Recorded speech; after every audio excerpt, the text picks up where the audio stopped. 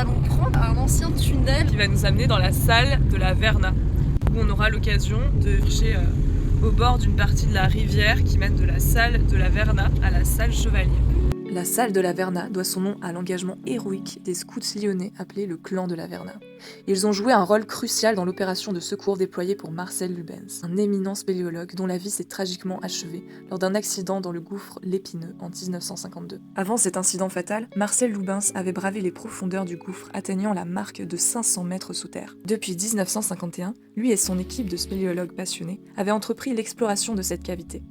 Attirée par les capacités hydroélectriques de la rivière souterraine de la Verna, la compagnie EDF a souhaité en exploiter son potentiel en créant une centrale hydroélectrique, mais à l'intérieur de la grotte.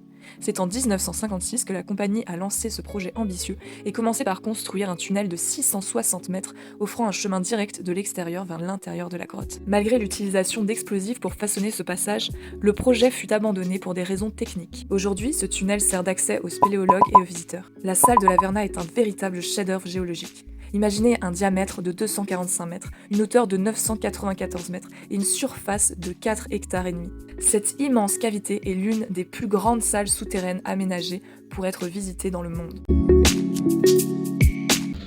Est-ce que tu veux dire un petit avis sur ton expérience? C'était vraiment beau, c'était bien, c'était cool. La visite était trop bien, la guide, elle expliquait hyper bien et en fait, elle nous posait des petites questions. Et si on avait juste, on pouvait recevoir un mot. Trop cool. Et petite information supplémentaire, en 2003, une montgolfière avec à bord 4 personnes réalise un vol spectaculaire dans la salle de la Verna.